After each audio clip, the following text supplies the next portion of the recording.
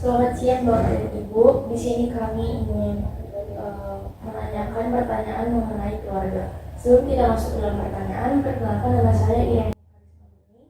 Nama saya Intan Ivana. Nama saya Sophia Sibilian. Saya berteman ngobrol. Saya Sosiomora. Baiklah, pertanyaan pertama akan dimulai dari teman kita. Pertanyaan yang pertama, bagaimana awal pertemanan Bapak dan Ibu sehingga menjadi ke status pacaran?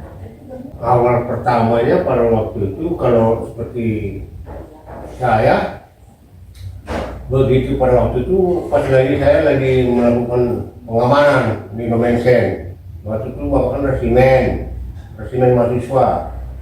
Jadi pas mamimu lewat, mata kok gitu. Oh iya. Iya lah, pas lihat mami ini pas waktu lagi pengamanan Nomensen. Jadi kan ada dinas tentara gitu kan.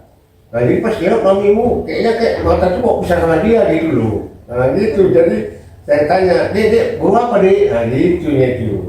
Baru setelah itu udah bisa mamimu semua guru apa alamatnya. Ya, minggu depan datang tuh ya. Di kampus dulu, di kampus kan dulu. Di kampus, baru datang ke rumah gitu. Udah lama lagi di kampus. Nanya status dia, gimana, fakta siapa dia, gitu. Baru ya, terus selanjutnya ya jumpailah, datangi gitu. Baru nggak berapa lama ya, kami agak jauh gitu, nggak pernah berjumpa lagi dengan sibuk masing-masing. Nggak tahu udah berapa tahun dia, udah lupa saya sih. Jadi udah lama udah pada tamat lah, udah pada lagi kuliah. Jadi begitu saya jumpa temannya Mami Muni, pas waktu bapak di kantor di Semaraja, kantor kami, kantor pengacara. Jadi temannya lewat, saya tahu jadi kamu siapa kan? Bilang iya bang katanya. Terus aku bapak tanya, gimana bilang sudah Liana, kan udah Liana dulu, gimana udah Liana dulu? Oh gini bang, masuk macam lah semua bilang begitu. Nomor HP-nya, nah yang nomor HP saya pun langsung, ya malam saya datang, paling nggak ada malamnya, siang langsung datang. Langsung gitu, saya jumpai Mami Muni. Ya itulah, dari terus lanjut dari rumah tangga. Pertemanan dulu, itu kan pertanyaannya. Ya itu lah jumpanya gitu, pertemanan baru udah lama baru rumah tangga. Lanjut pertanyaan kedua ya. Pertanyaan yang kedua, sejauh mana masa pacaran yang memberikan efek baik untuk keluarga? Ya saling mengisi ya, efeknya nggak ada ya, kami saling mendekatkan diri itu, saling mengisi. Sudah saling mengisi baru tujuannya rumah tangga, ya baru rumah tangga gitu. Efeknya ya datang kalau kita ketemunya di rumah, nggak ketemu Nggak di luar. Jadi ketemu di perkenalan ke keluarga tahu ini temennya anaknya gitu kan, jadi bisa dikenali keluarga daripada kenal gitu prosesnya. Selanjutnya, sebelum menikah kan biasanya pasti memiliki prinsip ya Tante. Apa sih prinsip pegangan Om Tante sebelum menikah? Prinsip ini, artinya kami saling mengisi, saling bagaimana membangun rumah tangga itu, suami itu harus saling percaya, saling mengasihi. Artinya setia itulah. Artinya kayak kemarin saya bilang yang paling utama kalau rumah tangga kuncinya setia, cinta, kasih, itu aja. Kalau itu terlaksana semua pasti jalan lancar. Walaupun ada efek rumah tangga pasti ada pertengkaran. Tuhan kan saya atasi bagaimana caranya. Ini kalau ada fungsinya cinta itu, kasih sayang itu, ini fungsinya. Ini kalau saya udah terpegang ini apapun nama pertengkaran di rumah itu ya ini bisa ini kuncinya ini semua obat semua. Gitu. Lalu apakah prinsip-prinsip itu sudah terrealisasi setelah menikah? Ya mudah-mudahan. Udah kan bisa orang Ya, tidak selalu ya, nggak Iya. semua, karena permasalahan yang dihadapi pun tiap hari berbeda-beda. Nggak masalah anak, nggak masalah rumah tangga, nggak masalah sekolah, semua. Jadi tinggal tergantung bagaimana kita mengatasinya. Iya. Itu aja. Berikutnya,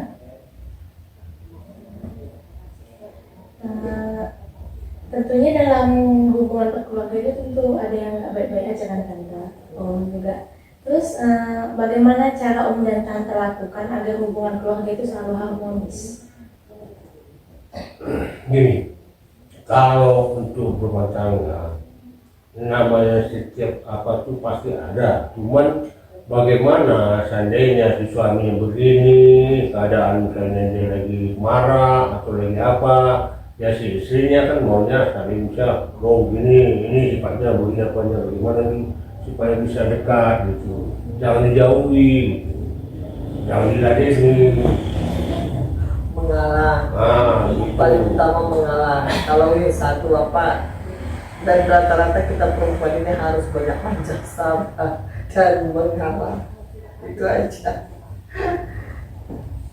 Baiklah, pertanyaan selanjutnya, bagaimana pola pendidikan yang om dan tante terapkan terhadap anak-anak seiring berjalannya perkembangan zaman? Karena zaman sekarang ini kan artinya zaman kemajuan apa? Kemajuan teknologi. Jadi zaman now tuh ya. Jadi orang tua itu harus bisa membuat zaman itu kepada si anak itu harus sesuai. Artinya gini, jangan mengikuti zaman. Zaman sekarang udah canggih sekarang masyarakat maupun kita di mana kita belum sanggup. Artinya untuk pendekatan kecil aja yang perlu kita sampai kepada si anak, kita ajari, kita bimbing dia harus begini anak itu. Jangan artinya kita paksakan diri untuk ke peradaban yang artinya nggak kemampuan kita, nggak apa kita gitu, jangan. Kita ikuti pun zaman itu, tapi harus sesuai. Artinya tidak memaksa diri, gitu. Kemampuan maupun yang ada kemampuan kita gitu.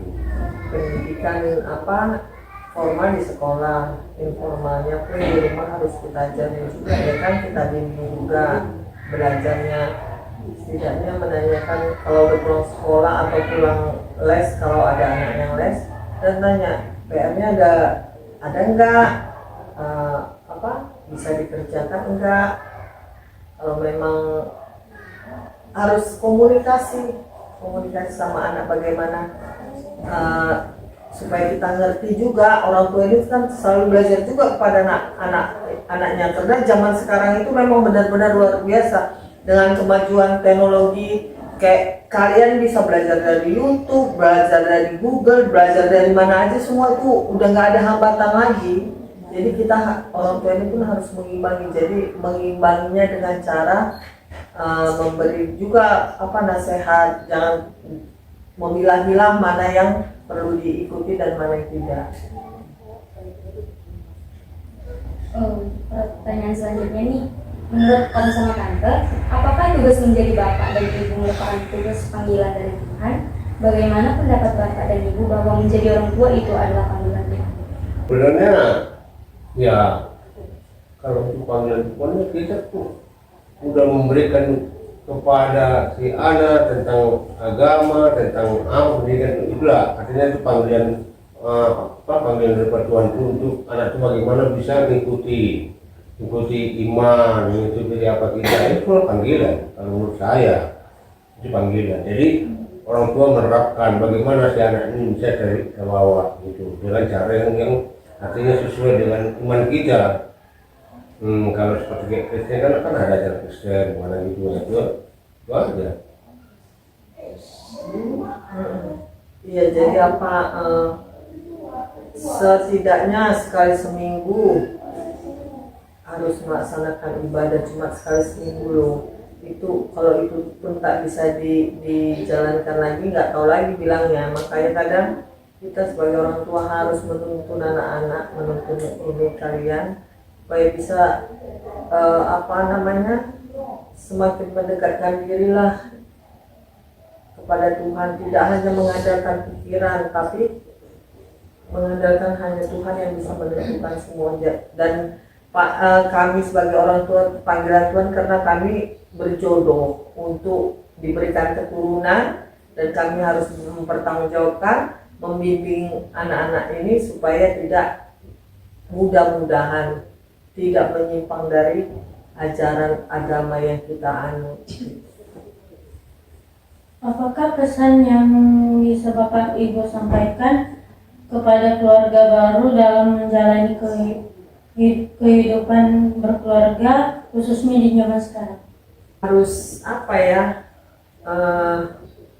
tidak gampang terpengaruh dengan kehidupan yang apa ya, yang semua serba terbuka. Jangan gampang ini mempercayai omongan, ya kan? Kadang orang udah berkenan, tapi karena ada omongan orang yang seperti sebenarnya bisa renggang hubungan keluarga.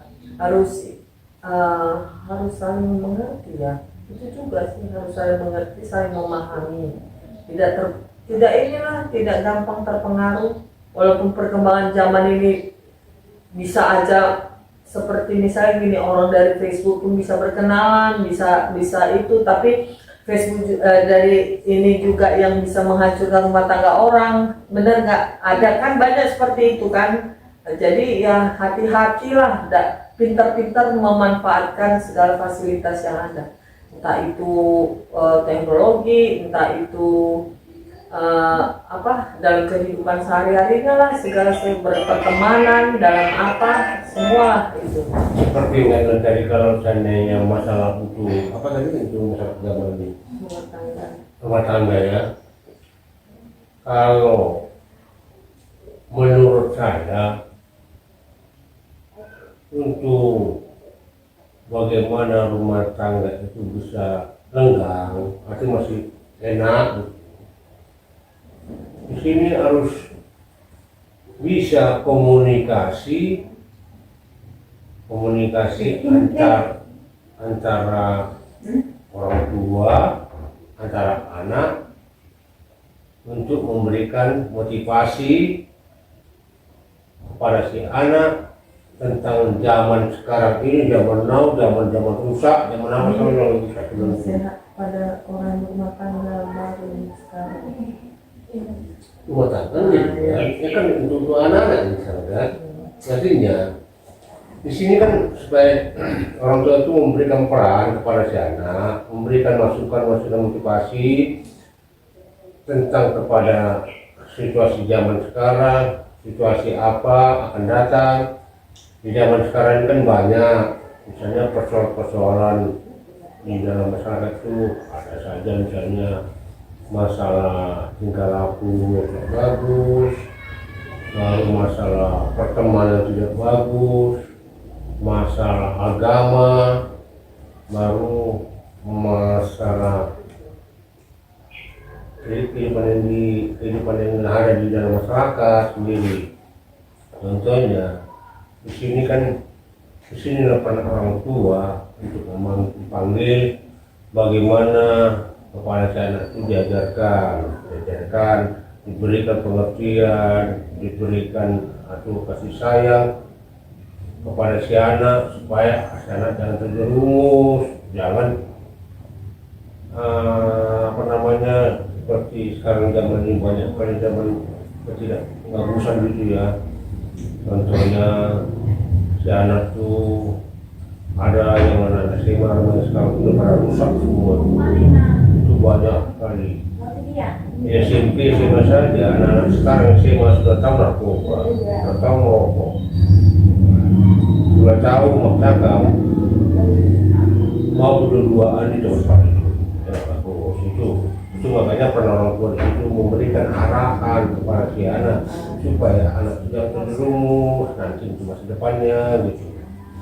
Itu banyak, makanya situ pernah orang tua hubungan sama orang tua itu harus bisa terbuka antara orang tua, walaupun orang tua sekarang agak jauh, lalu harus ada komunikasi yang baik, bagaimana supaya anak itu terus kita kasih dia jalan, kita kasih dia kapan pun harus dipantau gitu. Saya aja pesannya, kalau anak saya misalnya kemana, saya pantau dengan telepon. Dari mana kau nanti? Jam berapa pulang kan? Pantau keluar dulu, soalnya dulu saya pantau dari dia. Dia masuk kawan. Nah, itu pada orang tua. Bagaimana supaya anak ini jangan nanti pikiran bisa berubah. Sekarang apalagi kayak SMA sekarang nih. Makanya kalau waktu yang gabung-gabung itu usahakan jangan kalian gabung, lihat dulu siapa yang ketemuan, siapa yang gabung itu. Karena bisa saja di dalam pertemuan itu ada satu orang ini yang sudah terjerumus. Misalnya terjerumus dia masalah narkoba, terjerumus dia masalah wanita, kenapa lah gitulah. Itu banyak, makanya ya kita baru nggak mau berkawan, cuma kita harus hati-hati wanti-wanti. Wantinya gini, jangan kita boleh berteman tapi jangan nggak dekat gitu loh. Nah, itu satu. Kenapa di sini banyak kejadian yang saya lihat dan saya bantu juga sama mereka. Itu pada umumnya banyak nanti kalau kayak gini, ayo sana kita karaoke, jadi nggak tahu paling kasih apa namanya kayak narkoba apa semua itu anak terjebak. Makanya di situ perlu dia pun anak itu perlu melihat teman-temannya gitu lah. Nggak jangan sembarang, udah kami hebat begini jangan. Boleh berkawan tapi ya harus juga gitu. Jadi itulah makanya orang punya penting, Harus hati-hati. sangat penting memantau. Makanya itulah kita memantau anak sekarang itu. Kita kasih dia berteman, kita kasih kebebasan, cuma kita pantau dia, kita ingat dia supaya jangan dia terjerumusan. Itulah makanya. Terima kasih buat Om dan Tante buat nasihatnya dan buat arahannya juga kepada kami yang masih muda ini, dan semoga kedepannya nasihat dari Om dan Tante bisa kami terapkan kelak nanti di kemudian hari. Amin. Beginilah pertanyaan kami. Shalom dan terima kasih.